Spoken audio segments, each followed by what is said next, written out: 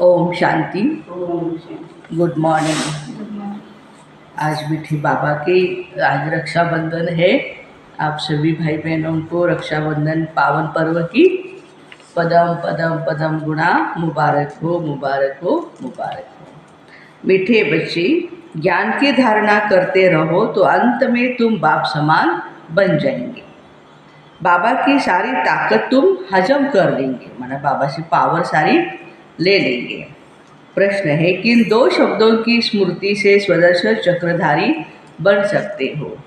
उत्तर है उत्थान और पतन, सतो प्रधान और तमो प्रधान, दो शब्द याद रखो। बाबा कहते शिवालय और वेशालय, यह दो बातें स्मृति में रहेगी तो तुम स्वदर्शन चक्रधारी बन जाएंगे। तुम बच्चे अभी ज्ञान को यथार्थ रीति जानते हो। भक्ति में ज्ञान नहीं है, सिर्फ दिल खुश करने की बातें करते रहते हैं। भक्ति मार्ग है ही दिल खुश करने का मार्ग। भक्ति मार्ग क्या है? दिल खुश करने का मार्ग है। रोचक कहानियां है ना, वो सुनते सुनते भी आंखें भर जाती है। तो बाबा कहते वो दिल खुश करने का मार्ग है। ओम शांति। मीठे मीठे रूहानी बच्चों प्रति बाप बैठ समझाते, अब तो बच्चों के लिए बाप कहते हैं, तुम कितने ऊंचे थे। उत्थान और पतन का यह खेल है ना, तुम्हारी बुद्धि में अब है कि हम कितने उत्तम और पवित्र थे, अब कितने नीच बने हैं। देवी देवताओं के आगे तुम ही जाकर कहते हो आप ऊंच हो और हम नीच हैं। पहले ये पता नहीं था कि हम ही ऊंच थे और हम ही नीच बनते हैं। अभी बाप तुमको बताते हैं, मीठे मीठे बच्चे, तुम कितने ऊंच पवित्र थे, फिर कितने अपवित्र बने हो। पवित्र को ऊंच कहा जाता है, उसको कहा जाता है वाइसलेस वर्ड। वहाँ तुम्हारा राज्य था जो फिर अब स्थापन कर रहे हैं। बाबा सिर्फ इशारा देते हैं, तुम बहुत उत्तम शिवालय सतयुग के निवासी थे, फिर जन्म लेते लेते आधा में तुम विकार में गिरे, मान द्वापर युग में, फिर विकार में गिरे, पतित विशेष बने, आधा कल्प विशेष रहे, विशेष माने विकारी। अब फिर तुमको वाइसलेस सतो प्रधान बनना है। 2 अक्षर याद करना है। अभी यह है तमो प्रधान दुनिया, सतो प्रधान दुनिया की निशानी लक्ष्मी नारायण है। 5000 वर्ष की बात है, सतो प्रधान भारत में इन्हों का राज्य था। भारत बहुत ही उत्तम था कब? सतयुग में, और अभी कलयुग में कनिष्ठ है। वाइसलेस से विशेष बनने में तुमको 84 जन्म लगे। भले वहाँ भी थोड़ी थोड़ी कला कम होती जाती है, परंतु कहेंगे तो संपूर्ण निर्विकारी ही, एकदम संपूर्ण निर्विकारी किसको कहेंगे? श्री कृष्ण को। वो गोरा था, अब सावरा बन गया है। तुम यहाँ बैठे हो तो तुम्हें याद बुद्धि में रहना चाहिए, हम शिवालय में विश्व के मालिक थे, दूसरा और कोई धर्म नहीं था उस समय, सिर्फ हमारा ही राज्य था। फिर 2 कला कम हो गई, कब? त्रेता युग में। जरा जरा कला कम होते त्रेता में 2 कला कम हो गई। पीछे विशेष बनते हैं और गिरते गिरते छी बन जाते हैं, इसको कहा जाता है विशेष वर्ड। विषय वैतरणी नदी में गोते खाते रहते हैं, वहाँ क्षीर सागर में रहते थे। तुम सारे वर्ड की हिस्ट्री ज्योग्राफी को, अपने 84 जन्मों की कहानी को समझ गए हो। हम वाइसलेस थे, इनके राज्य में थे, पवित्र राजाई थी, उसको कहेंगे फुल स्वर्ग। फिर त्रेता में सेमी स्वर्ग, यह बुद्धि में है ना। बाबा ही आकर सृष्टि के आदि मध्य अंत का राज समझाते हैं। तो बाबा कहते हैं कि मध्य में ही रावण आया है, फिर अंत में यह विशेष दुनिया का विनाश होगा। आदि में जाने के लिए पवित्र बनना है, आदि में माना सतयुग में जाने के लिए। अपने को आत्मा समझ मामे कम याद करो, अपने को देह नहीं समझा ही नहीं, हम तो आत्मा है। तुमने भक्ति मार्ग में वायदा किया था, बाबा आप आएंगे तो हम आपका बनेंगे। आत्मा बाप से बातें करती रहती है। श्री कृष्ण कोई सर्व आत्माओं का बाप थोड़े ही था, आत्माओं का बाप तो निराकार शिव बाबा एक ही है। उस हद के बाप से हद का वर्षा मिलता है और बेहद के बाप से बेहद का वर्षा भारत को ही मिलता है, देखो, और किसी देश को नहीं। इसलिए सतयुग को कहा जाता है शिवालय। शिव बाबा ने आकर के देवी देवता धर्म की स्थापना की, यह तो सदैव याद रहना चाहिए। खुशी की बात है ना। अभी हम फिर से शिवालय में जाते हैं। कोई मरते हैं तो क्या कहते हैं?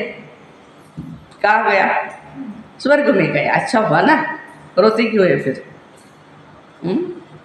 परंतु ऐसे कभी भी कोई जाता नहीं। कहते ना वैकुंठ गए, तो तुकाराम महाराज जी के लिए भी विमान आया था। नहीं, ऐसे कोई देह के साथ वैकुंठ नहीं जा सकते हैं, है ना। ये सब भक्ति मार्ग के गपोड़े हैं दिल खुश करने के लिए। सच सच में हेवन में तो तुम जाने वाले हो, वहाँ कोई रोग आदि नहीं, तुम सदैव हर्षित रहते हो। तो बाप कितना सहज करके छोटे छोटे बच्चों को जैसे बैठ समझाते हैं, भल बाहर में कहाँ भी रहते तुम पद पा सकते हो। इसमें पवित्रता तो पहले मुख्य है, फिर खान पान शुद्ध हो। देवताओं के आगे कभी सिगरेट बीड़ी आदि का भोग लगाते हो क्या? कभी नहीं ना। ग्रंथ के आगे कभी अंडे या बीड़ी आदि का भोग रखा है क्या? कभी नहीं। कोई ऐसा खाता पीता भी है तो भी भगवान के सामने या मंदिर में नहीं जाता है वो। ग्रंथ को समझते वह यह जैसे गुरु गोविंद का शरीर है, ग्रंथ को इतना मान देते हैं। यह गुरु की जैसे देह है, ऐसे सिख लोग समझते हैं। परंतु गुरु नानक ने बैठ थोड़े ही एक ग्रंथ लिखा है, नानक ने तो अवतार लिया। सिख लोगों की वृद्धि हुई, बाद में वह ग्रंथ आदि लिखे हैं, एक के बाद फिर सिख धर्म में आते गए। पहले तो ग्रंथ भी इतना छोटा हाथ का लिखा हुआ था। अब गीता के लिए समझते हैं यह श्री कृष्ण का रूप है, भगवत गीता। ऐसे मानो जैसे नानक का ग्रंथ, वैसे श्री कृष्ण की गीता गाई है। श्री कृष्ण भगवान वाची कहते रहते हैं, इसको कहा जाता है अज्ञान। ज्ञान तो एक ही परमपिता परमात्मा में ही है, गीता में ही सद्गति होती है। वह ज्ञान तो बाप के पास ही है। ज्ञान से दिन, भक्ति से रात होती है। अब बाबा कहते आत्मा को पवित्र बनाना है, उसके लिए मेहनत करनी है। माया के तूफान ऐसे जबरदस्त आते हैं जो ज्ञान एकदम ही उड़ जाता है, किसको बोल भी नहीं सकते हैं। पहला काम विकार ही बहुत तंग करता है, उसमें ही टाइम लगता है तो एक सेकंड में जीवन मुक्ति की बात। बच्चा पैदा हुआ और मालिक बना, तुमने पहचाना शिव बाबा आया हुआ है और वर्षे के हकदार बने। गीता भी शिव बाबा ने ही गाई थी, उसने ही कहा मामे कम याद करो, मैं इस साधारण तन में आता हूँ। श्री कृष्ण साधारण थोड़े ही है, वो तो जन्म लेते हैं तो जैसे बिजली चमक जाती है। देखो इतनी पुण्यात्मा जब धरती पर आएगी तो बाबा कहते कि जैसे बिजली चमक जाती है। बहुत सुंदर गायन किया गया ना वो भी। पानी आया था, बाढ़ आई थी नदी में, और ऐसी सारी बातें बताई है वरना प्रकृति ने भी उनका स्वागत किया। बहुत प्रभाव पड़ता है, इसलिए श्री कृष्ण का अब तक गायन करते हैं। बाकी शास्त्र आदि सब भक्ति मार्ग के हैं, इंग्लिश में फिलॉसफी कह देते हैं। स्पिरिचुअल नॉलेज तो स्पिरिचुअल फादर ही दे सकते हैं। खुद कहते हैं मैं तुम्हारा स्पिरिचुअल फादर हूँ, ज्ञान का सागर हूँ। तुम बच्चे बाप से सीख रहे हो, ज्ञान को धारण कर रहे हो, फिर पिछाड़ी में बाप मिसल बन जाएंगे। सारा मदार धारणा पर है, फिर वह ताकत आ जाएगी कैसे? बाबा की याद से। याद को ही जौहर कहा जाता है। तलवारों में भी फर्क तो होता है ना, वही तलवार 100 रुपये वाली भी होती है और वही तलवार 3-4 हज़ार वाली भी होती है। 100 रुपये वाली जो तलवार होगी उसको धार नहीं होगी, वो ऐसे रखने के लिए रखते हैं। बाबा तो अनुभवी है, तलवार का भी बहुत मान होता है। गुरु गोविंद सिंह की तलवार का कितना मान है। तो तुम बच्चों में भी योग का बल चाहिए, तो ज्ञान तलवार में जौहर चाहिए। जौहर आने से फिर जल्दी समझेंगे। ड्रामा अनुसार तुम मेहनत करते रहते हो, जितना जितना बाबा को याद करेंगे, याद से ही तुम्हारे पाप कटेंगे। पतित पावन बाप ही युक्ति बता रहे हैं, फिर कल्प के बाद ऐसे ही आकर तुमको ज्ञान देंगे। इनको भी सब त्याग करा करके ऐसे ही अपना रथ बनाएंगे ब्रह्मा बाबा को। तुम बच्चों को वहाँ कितनी कशिश होगी, कैसे सब भागे, बाप में कशिश है, कशिश माना आकर्षण है शिव बाबा में। अभी तुमको भी ऐसा संपूर्ण बनना है, नंबरवार ही बनेंगे ना। ये राजधानी स्थापन होती है, सृष्टि चक्र को समझ लिया है, सतयुग आदि से कलयुग अंत तक अभी है संगम युग। बाबा को भी जरूर आना पड़े पावन बनाने के लिए। पावन अर्थात सतो प्रधान। फिर खाद पड़ती गई, अब वह खाद निकले कैसे। आत्मा सच्ची होती है तो जेवर भी सच्चा माना गोरा शरीर मिलता है। आत्मा झूठी है तो शरीर भी झूठा मिलना पतित बनता है। ज्ञान के पहले तो यह भी नमन वंदन करते थे ब्रह्मा बाबा। लक्ष्मी नारायण का बड़ा चित्र ऑयल पेंट का गद्दी पर लगा रहता था। ऑयल पेंट का गद्दी पर लगा रहता था। उनको ही बहुत प्यार से याद करते थे। श्री नारायण जी की महिमा करना, उनकी पूजा करना, पूजा पाठ तो ब्रह्मा बाबा हमेशा ही करते आए थे ना। तो और कोई की याद नहीं। बाहर और तरफ ख्याल जाते थे ना तो अपने को चमाट मारते थे बुद्धि कहाँ जा रही है करके। मन भागता क्यों है, मुझे दर्शन क्यों नहीं मिलता है भगवान का। ब्रह्मा बाबा के भक्ति मार्ग में जब भक्ति करते थे तो ऐसे ख्यालात आते थे। भक्ति में था ना, फिर जब विष्णु का दर्शन हुआ तो भी कोई नारायण थोड़े ही हो गया। पुरुषार्थ तो जरूर करना पड़ता है। एम ऑब्जेक्ट तो सामने खड़ी है। यह चैतन्य में था जिनका जड़ चित्र बनाया है। बाबा आए हैं पावन बनाने के लिए, नर से नारायण बनाने के लिए। तुम भी उन्होंने राजधानी में थे, फिर ऐसा बनने का पुरुषार्थ करते हो तो अच्छी रीति फॉलो करना चाहिए। किसको? ब्रह्मा बाबा को। कभी कभी बाबा कहते साकार में ब्रह्मा बाबा को फॉलो करो और निराकार रूप धारण करने में शिव बाबा को फॉलो करो। ब्रह्मा को देवता थोड़े ही कहा जाता है। ब्रह्मा देवता नहीं है, विष्णु देवता ठीक है, वो बरोबर है। मनुष्यों को तो कुछ भी पता नहीं। कहते हैं गुरुर ब्रह्मा गुरुर्विष्णु गुरुर्देवो महेश्वरा गुरुर साक्षात परब्रह्म तस्मै श्री गुरुवे नमः। अब विष्णु गुरु किसका हुआ? सबको गुरु कहते रहते हैं। शिव परमात्माए नमः, उनको गुरु, उनको परमात्मा कहते। सबसे बड़ा तो बाप ही है ना, उनसे हम यह सीख रहे हैं औरों को सिखलाने के लिए। सतगुरु जो तुमको समझाते हैं वो तुम औरों को समझाते हो। गुरु को ऐसे नहीं कहेंगे ये बाप है, टीचर है, नहीं तो यह सारी नॉलेज तुम्हारी बुद्धि में होनी चाहिए। हम पहले शिवालय में थे, अभी दो शब्द याद रखने के लिए आज बाबा ने कहा है। अभी वैशालय में पड़े हैं, फिर अब शिवालय में जाना है। फल कहते हैं ब्रह्म में लीन हो गया। कोई मर जाता है तो कहते हैं कि विशेष सन्यासी लोग ऐसे कहते हैं कि ब्रह्म में लीन हो गए या ज्योत समाया, परंतु ऐसा नहीं होता है। आत्मा तो अविनाशी है। हर आत्मा में अपना अपना पार्ट भरा हुआ है। सब एक्टर्स हैं, उनको अपना पार्ट बजाना ही है। वह कभी भी मिट नहीं सकता है। जो भी सारी दुनिया की आत्माएं हैं उनको पार्ट बजाना है। जैसे कि नए से शूटिंग होती जाती है, परंतु यह अनादि शूटिंग हुई पड़ी है। यह वर्ल्ड की हिस्ट्री ज्योग्राफी रिपीट होती रहती है।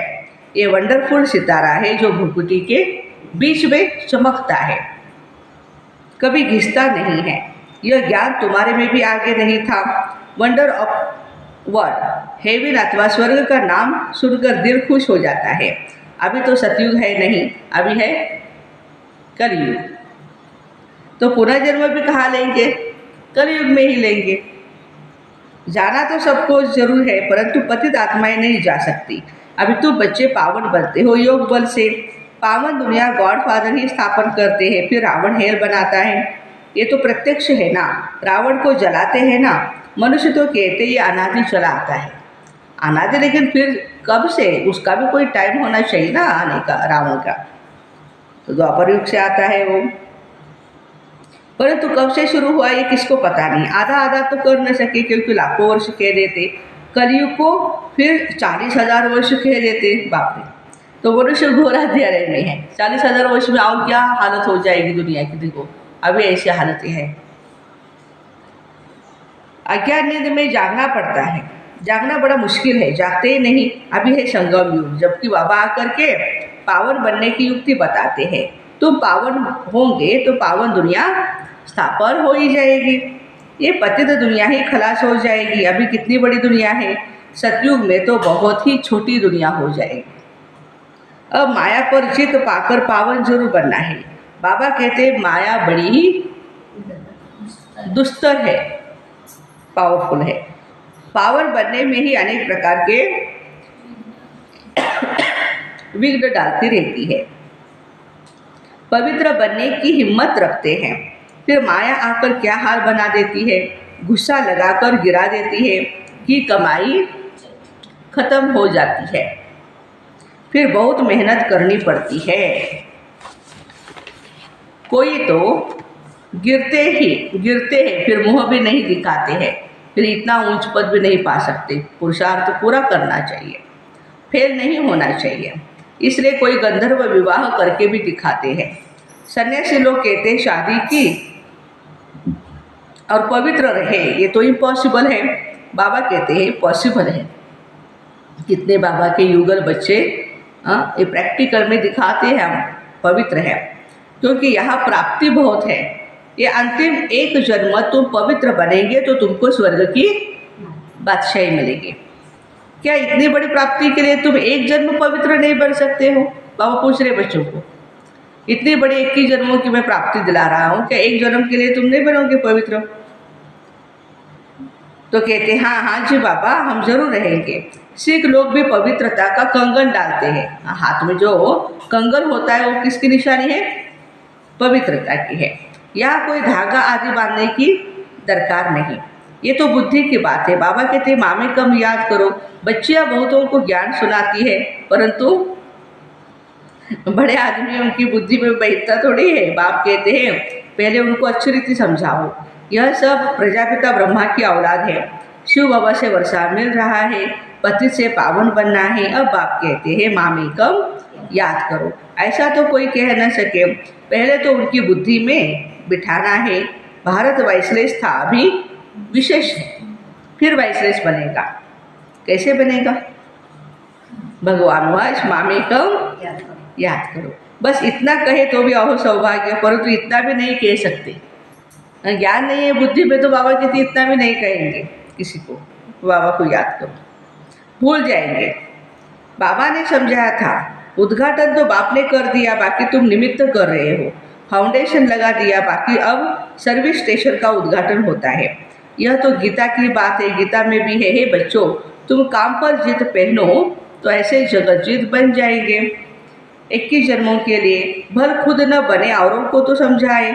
ऐसे भी बहुत है, औरों को उठाकर खुद गिर पड़ते हैं। काम महाशत्रु है, एकदम गटर में गिरा देता है। जो बच्चे काम पर जीत पाते हैं वही जगत जीत बनते हैं। अच्छा, मीठे मीठे सिक्के दे बच्चों प्रति माता पिता बाप दादा का याद प्यार और गुड मॉर्निंग। रूहानी बाप की रूहानी बच्चों को नमस्ते। हम रूहानी बच्चों की रूहानी माता पिता बाप दादा को याद प्यार, गुड मॉर्निंग और नमस्ते। वाह बाबा वाह, शुक्रिया बाबा शुक्रिया। धारणा के लिए मुख्य सार है, इस अंतिम जन्म में सर्व प्राप्तियों को सामने रख पावन बनकर दिखाना है। माया के विघ्नों से हार नहीं खानी है। एम ऑब्जेक्ट को सामने रख पूरा पुरुषार्थ करना है। जैसे ब्रह्मा बाबा पुरुषार्थ कर नर से नारायण बनते हैं, ऐसे फॉलो कर गद्दी नशीन बनना है। आत्मा को सत्वप्रधान बनाने की मेहनत करनी है। अष्टवरदान है, अधिकारी बन समस्याओं को खेल खेल में पार करने वाले हीरो पाठधारी भव। चाहे कैसी भी परिस्थिति हो, समस्या हो, लेकिन समस्याओं की अधीन नहीं। अधिकारी बन समस्याओं को ऐसे पार करो जैसे खेल खेल में पार कर रहे हैं। चाहे बाहर से रोने का भी पार्ट हो, लेकिन अंदर हो, ये सब खेल है, जिसको कहते हैं ड्रामा। और ड्रामा के हम हीरो पाठधारी है।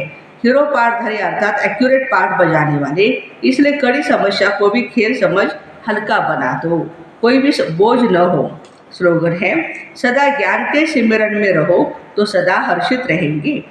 ज्ञान के सिमरन में रहो तो सदा हर्षित रहेंगे, माया की आकर्षण से बच जाएंगे। तो ऐसे अधिकारी बन समस्याओं को खेल खेल में पार करने वाले हीरो पाठधारी भाई बहनों को ओम शांति।